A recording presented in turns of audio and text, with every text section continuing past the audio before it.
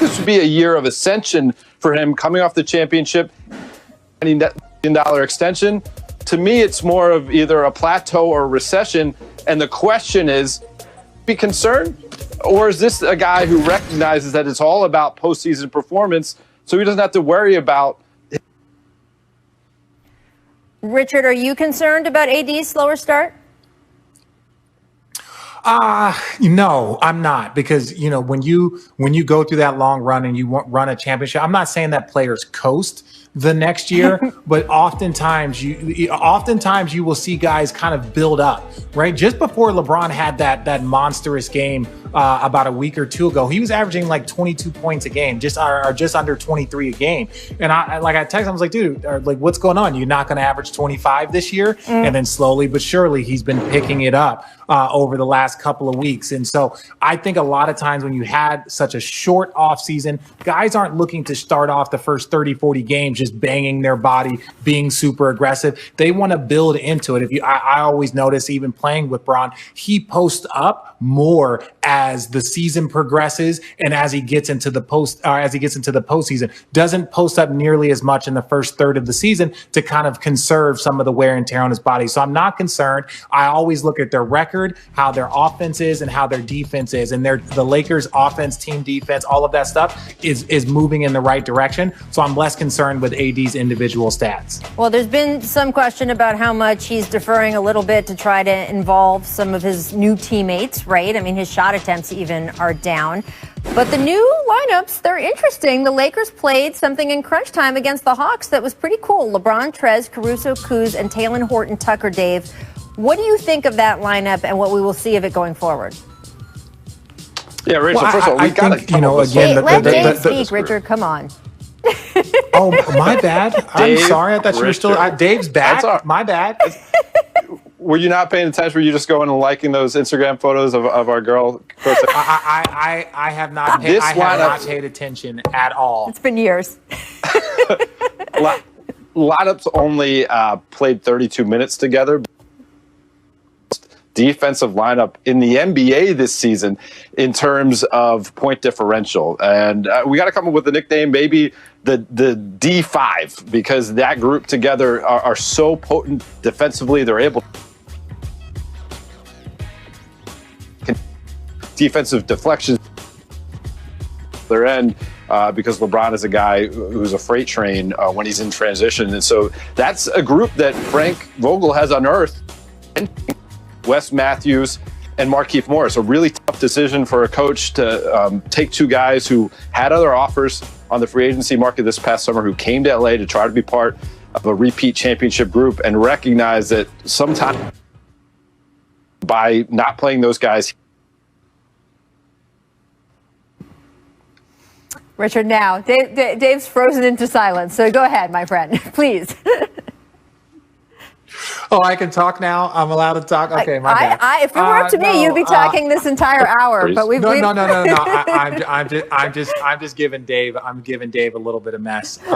No, ultimately, I think, we talk about this so much with all the teams in the league. The first third of the season, it's all about figuring out who your new players are, how that you can, get them in the system, how they're acclimating to the system. I love it when you see coaches find these random defensive lineups that can work. I think that gives, the coach another opportunity to be like, hey, if we're playing against a really small team, or if we're down 15 to start the second half, like, what can I do to pick up our defense? Certain things. And because when you look around this league, there are some very potent offensive teams that you could potentially go against. And so you want to be able to have very, very good defensive lineups. And shout out to Frank Vogel and his staff for finding a very, very good one. Well, this was one of the reasons we love the offseason that the Lakers had so much. They gave them more dexterity, right? And you saw the offensive numbers drop when they have those guys on the floor, but the ability to put in lineups that can match the situation. I think the Lakers have more of that than they did even their championship season last season, which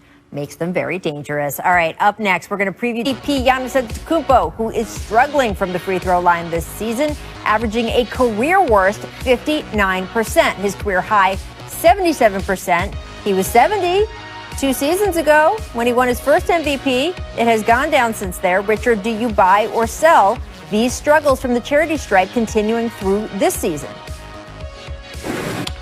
I'm going to buy it. Ultimately, I think he will improve. I don't know if he's going. I don't think he's going to go down, but I think he's still going to end up with a career worst. Mainly because I think the pressure is starting to mount. And look, there's no fans in stadiums. You're not traveling as much. You're a little bit less fatigued. So it's like all of these things should mean your body's fresher. You're more familiar because you're playing like 2 games in one arena, right? Against the same team. So I just think he's going to continue to struggle. But ultimately, that's why there are question marks about whether the Bucks can finish. Look, he had a game where he was 1 for 10 or 1 for 9. Like that's absurd. Like that for a guy of that caliber that works as hard as he is, that's more mental than it is physical. Exactly. I agree. That is highlighting the mental aspect, especially when it comes to the free throw line. And for that reason, I'm going to continue to sell this because I feel like we all sort of bear a little bit of responsibility when it comes to Giannis Antetokounmpo and his, shooting percentages, just because I think we tend to think about what he should be, not what he actually is in this moment. We all know that he's a freak athlete with good handles that cannot be stopped in the paint and can hit occasionally, that mid-range that's working on his free throws. But we all know that he will give you 30 points a night, whether it is attacking the rim or just getting it in transition. And so I feel like the expectations and the conversations are sort of forcing him to play this mental game that's probably not his best versus appreciating what he actually does well. And that's just getting to the rim and scoring and improving his game over time. But today, who he is, at least for a while, was a 70-something% free throw shooter. So we know that that's not looking for him to be something he can't be. It's looking for him to be what he was just a few years ago. Okay, your girl, when I started at Stanford, I think I was like a 60% free throw shooter. So I've been through the works. Your girl is now at 80% and working her way up. So some seasons it's hard. Some seasons it's easier. But this is one of those things where I think this season it just maybe has gotten into his head. And we feel like he'll get back to at least better than average. And that's not what we're seeing right now. Giving her that stink eye, Richard. Come on. She's improving. No, well, my only thing about it is when you talk about bearing the responsibility, I hear you and I understand what you're saying, but part of being a professional athlete, as you know, is tuning out all the noise. Don't listen to what everybody else is saying. His free throw percentage was something that was a compliment to his game because he was such a great paint attacker, one of the best guys in the paint, was amazing in transition, and he knocked down his free throws. That was wow, he's Shaq with that can knock down free throws, but he has digressed. And sometimes it is like we talked about, it's always about the mental aspect of the game.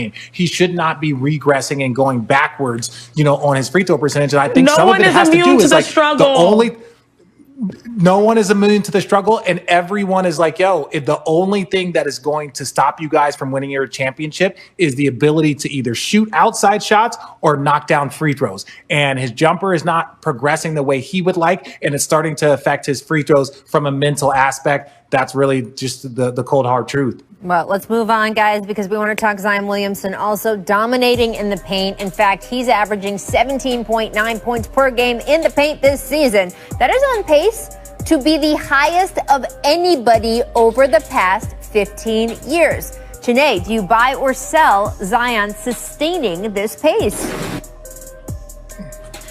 I am buying this, all of it. Whatever GameStop was happening a week, when it was all good, that's the same type of thing that I'm buying. You get that energy. Now, again, like you said, Rach, for sure, leading the league in points per game when it comes to the paint. He has the highest field goal percentage by any NBA player by a long shot.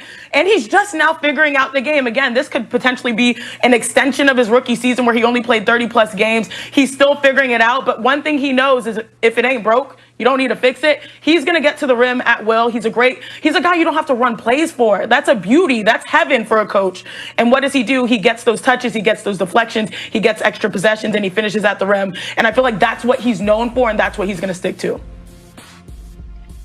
No, I agree, Janae. I think the funny thing is when you look at players like Ben Simmons, when you look at players like Giannis, everyone focuses on what they need to improve on. Well, right now, Zion is in that phase where it's just hey, go play your game. Go figure out your game. We're not going to critique you on whether your 3-point percentage or just go play. And he's dominating in the paint. You go look at Giannis's MVP years, dominate in the paint. So I think I am 100% buying because Zion has has little to no pressure other than being the number one pick and all that. He has no pressure to go prove that he can do something else because everyone just wants to see what he's capable of doing before him trying to prove what he can do. Oh, I can shoot jumpers. I can do this. I can do that. Right now, it's like, hey, you want to go and score 18 points in the paint? Do it every night. Yeah. Learn.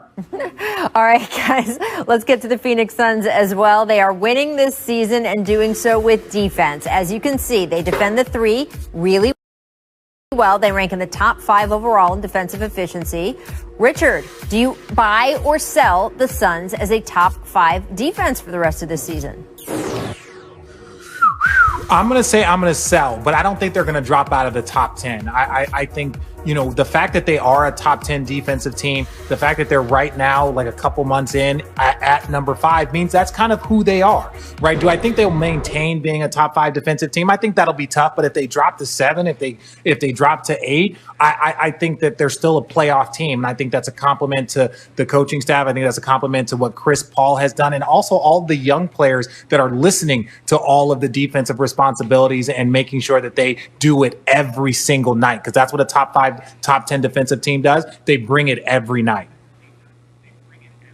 And Rach, I'm a high risk, high reward investor. And so therefore I'm going to buy into this because I feel like based on the talent level right now in the NBA, which is so deep, we've got Brooklyn, we've got LA's plural, we've got Philly, we've got Milwaukee to compete.